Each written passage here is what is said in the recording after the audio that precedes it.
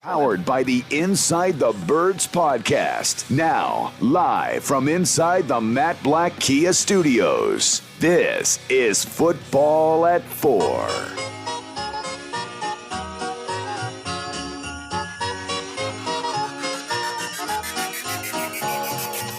right, Football at 4, powered by the Inside the Birds podcast. Geoff Mosher's here.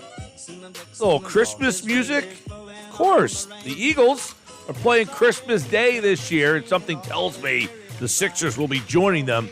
4:30 Monday afternoon, a little Monday afternoon football in Philadelphia. That place is going to be electric, I would imagine. Christmas Day tailgating down at the complex. Geoff Mosher, Football at 4 from the Inside the Birds podcast and InsideTheBirds.com. Monday afternoon, 4:30, Christmas Day. Ho, ho, ho. Geoff Mosher, what do you know? What'd you call me, Mike? Well, I'll tell you what, 4:30 on a Monday afternoon is definitely an odd time for a football game. These guys are creatures of habit, so 4:30 on a Monday is a very interesting time, but it's Christmas Day. You're going to get NFC East rivals in Week 16.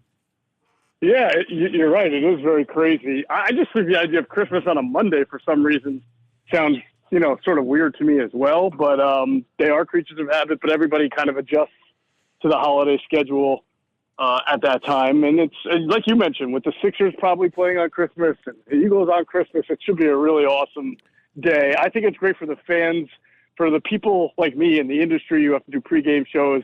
I don't always love when games are on Christmas because then I have to be away from my family, and that's not always great. But I like that it's an afternoon thing, so at least I'll have the morning with the kids and everything like that and the wife before I head off to my work. We were talking about this yesterday. I mean, the Sixers played on Christmas Day a few times. They normally get that noon early game, but if they end up going, I don't want to think ahead of ourselves, but if they make it to an extra round or maybe 2 extra rounds, they might get a little bit more primetime spot. You might get a little overlap there, but the best scenario would be little Sixers at noon, a little break in between, and then a 4:30 kickoff for the Eagles and the G-Men.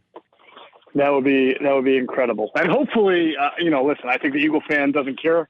They just want to win, but the media man and me, the reporter, I hope the Giants sort of continue the momentum they got from last year and that this is like a really interesting, significant game that means something in the division because I just think that's really cool.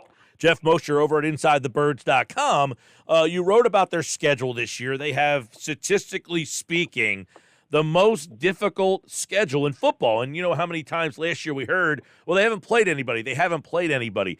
Do you read anything into that they have the toughest 2023 schedule statistically? I do. Sometimes I don't, Mike, because you'll see, like take Tampa, for example. They're playing Tampa, I believe, this year because Tampa finished in first place last year in the NFC South. And so the Eagles finished first place in the NFC East. And so you're playing that and the NFC West too, right? So do I think that Tampa is going to be good this year? Absolutely not. I mean, Kyle Trask is their quarterback. Maybe they're clearly rebuilding. Maybe they'll be a little better than we think because of their defense. But in general, no, not really scared about Tampa. However, if you look at the 11 opponents, non-NFC East opponents that they play this year, okay, 9 of them, I believe, made the playoffs last year. And even though Tampa was one, so you can say, well, forget them. One team that didn't was the Jets, but now they have Aaron Rodgers, and anybody who's following the Jets knows they have a pretty good 53-man roster. When you stick Aaron Rodgers on it, they're going to be a much better team. And I think that the fact that their rotation calls for them to play the AFC East this year, which puts Buffalo, Miami, and New England on the schedule, is a lot different than when you were playing the AFC South last year, which was not, you had to play Houston, you had Jacksonville at a time where Jacksonville was not so great earlier in the year, Tennessee, of course, not having a great year. So I do think that this year's schedule means something. Like when they say it's the toughest, I really do think it's not going to be an easy walk in the park week after week for the Eagles. Now, that's a good thing. It's a good test for them. And, they'll have to, I still think they're a playoff team and still probably the best team in the NFC, but they may not win 12 or 13 or 14 games. Well, I read somewhere that last year, they played, the average win total was 6.5. I think this year the average win total is 9.5. So, yeah, that goes up. But keep in mind, Moshe, the whole division is playing those divisions as well. So their level of competition. So maybe the Giants aren't a 9-win team with the schedule they're about to play. Well, we've certainly seen instances where a team kind of gets fat off, a team that's not very good gets fat off an easy schedule, and then the following year they come back to earth a little bit. The Giants, you could say, would be a candidate for that for sure. But I will say I think the Giants have had a smart offseason. They've made some pretty good moves. They shored up their offensive line. They did get Darren Waller, so they got another receiving piece. They drafted a speed receiver in Jalen Hyatt. So we'll see. I mean, obviously it comes down to whether or not Daniel Jones really is an improving emerging quarterback, or if he's just kind of like just a guy type quarterback. But that's why I was saying I hope from a reporter's sake that it wasn't just kind of getting fat off a bad schedule, because you would like to see some good games. It's been Eagles-Cowboys for a little bit here. It would be nice to see another team step into the mold and make the NFC East good again. Yeah, well, we know the Eagles will play the Giants in Week 16. That means they probably will play. I mean, it's going to be either Dallas or Washington. You're going to get them late in the year. But I'll ask you, Moshe, you're allowed 6 primetime games. With the Eagles' run last year, I would imagine if you're a fan of the Sunday 1 o'clock game, don't get too used to Sunday 1 o'clock. So I would imagine you're going to get your 6 primetime games. You already have a Christmas Day game, which is on a Monday. And I would imagine the Eagles are going to be playing on that Fox 425 game a lot. I would imagine that to be the case as well. I thought they changed the rule. Didn't the Chargers play 6 primetime games last year because of the flexing that went on at the end of the year? I thought maybe they changed the rule to how many you're allowed to play. But certainly the Eagles are always the candidate. Well, 6 is the max now. 6 is the max. Okay, 6 is. Right. They might have been 5 and they moved it to 6, but you're right. I mean, 6 is the most you're allowed to play. They've also got rid of, to some extent, like Fox and CBS. One used to be the NFC, the other was the AFC. They've kind of got away from that, but each Fox can – they have the right to grab like X amount of NFC games first if they want. In other words, they could take Dallas like 4 or 5 times. I read something to that effect. So there are some changes to the schedule, but the Eagles are probably going to get if you're like the Sunday 1 o'clock games, and we talk about being in these guys are creatures of habit, they're going to be all over the place. It seems like this year. Oh, you would think so, and especially when you take into consideration who they're playing. Obviously Dallas, New York, maybe Washington, because Eagles-Washington always seems to wind up in a primetime slot no matter what throughout the season. But again, Buffalo, San Francisco, Kansas City. The Jets. Right? I mean, Miami, the Jets. Sure. I mean, there are just so many reasons to not only just Eagles-related, but just game-related to put more of their games on primetime. Yeah. All right, couple things. I want to try to dive into here. We mentioned Chachere got released the other day, and I know it's a small move. People are like, who the hell cares? But what does that kind of signify about what they think about the team? Because the Chacheres of the world, they're the kind of guys that are always on this roster because they kind of serve purposes. They can play corner. They can play safety, but they're special teams guys. So what does that say about where this roster is? Well, obviously they've made a ton of moves at safety and corner this offseason. To try to, replenish what they lost. So, and Chachere, for the most part, was a special teams player.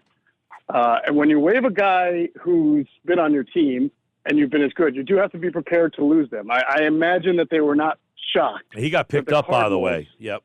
Yeah. I imagine they were not shocked that it was Jonathan Gannon and the Cardinals, because one of the reasons he came to the Eagles was because he was with Gannon and the Colts before he came to the Eagles. So, he had familiarity with the system. He's a hybrid defensive back, which helps. I personally thought he played decently when he was in on defense. He seemed to always be around the ball. And I thought, even though the Eagles special teams units last year were not that great, I wouldn't say he was the reason why. So it was a little bit surprising. But again, you've got Justin Evans now at safety, with Sidney Brown, 2 guys who can probably play special teams. You got Terrell Edmonds. You have Reed Blankenship, who, if he's not among the top 3 safeties, is probably going to play special teams as well.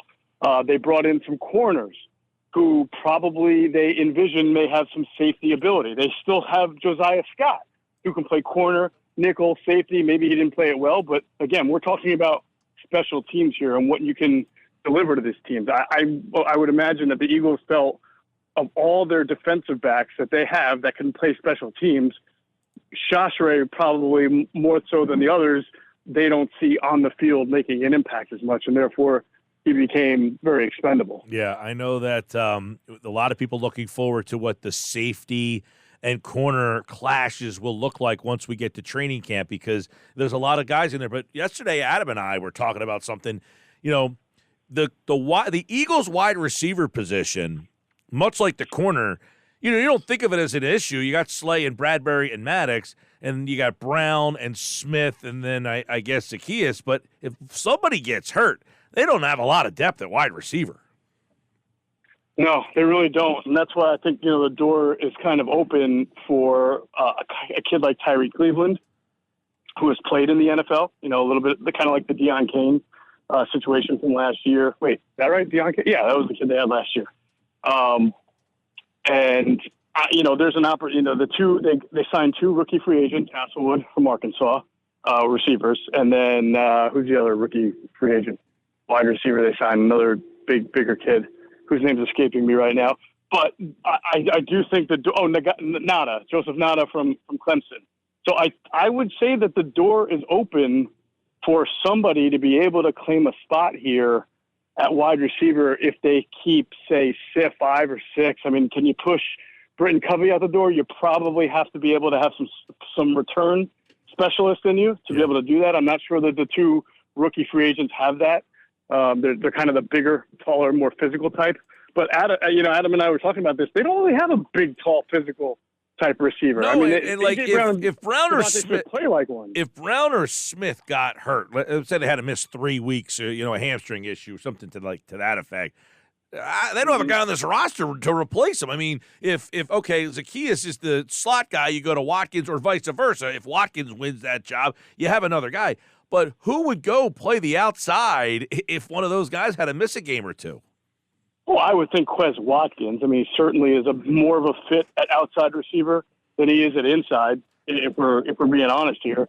And I think even Olamide Zaccheaus, who you just mentioned, for the Falcons did play a decent amount of outside receiver, but he might just be a more natural fit here for the slot because he's short-handed, because he's, a little bit shorter. But so Watkins can play the outside.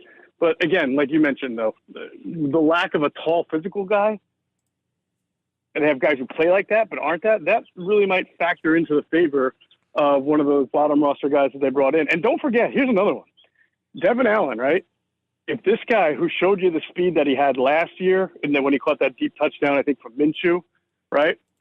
This is year 2 for him. And he's coming off the Penn relays where he won there. He's got his speed. This is not a Jeremy Bloom situation. This kid can fly. And if they think he can be the kickoff returner, you have to wonder what that might mean for Boston Scott or somebody else on the roster. All right, Geoff Mosher, Football at 4, Inside the Birds podcast, and InsideTheBirds.com. The schedule will be out tomorrow night at 8 o'clock, and I'm sure they're releasing some more games tomorrow morning, so we'll get a little bit more. So far, just one Eagles game is out, although Donna Kelsey did reveal that the Eagles are going to play the Chiefs in Week 2. Is that a firm enough source for you to think that's going to happen? I'm not there yet. I'm not ready to make her Adam Schefter yet. I'm not ready to make her Mosher or Kaplan yet. But I will say it feels like it's vibing that way. I know there was also a report that got deleted. Yes. That against the 49ers was Week 12 or Week 13. Yeah, it was a Week 13 game against San Francisco, and that TV station since has deleted that tweet. Well, it appears to me that Donna Kelsey stands by her Facebook post, so I'll say she's more the insider right now. I had read something that essentially says the players and the families get the schedule ahead of time, so that they can kind of know what they're doing, yada, yada.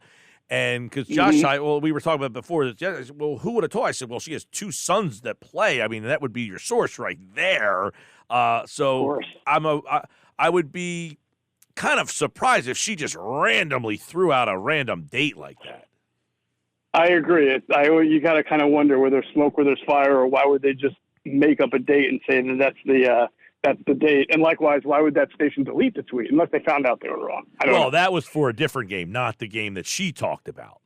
Sure. No, I'm just saying under the same circumstances, though, of smoke, where there's smoke, where there's fire. Gotcha. Yeah. So that would mean a week 2 visit to Kansas City. Get yourself some barbecue down there and check out that game. Of course, we'll have the full schedule tomorrow night, and we'll talk more about it on Friday's edition of Football at 4 with Adam Kaplan here on the Sports Bash. He's Geoff Mosher. This has been Football at 4 on 97.3 ESPN on the Sports Bash. Thanks, Moshe. You got it. Talk to you later. Yeah, man. We game out that we know. Ho, ho, ho. The Eagles are playing the Giants on Christmas Day.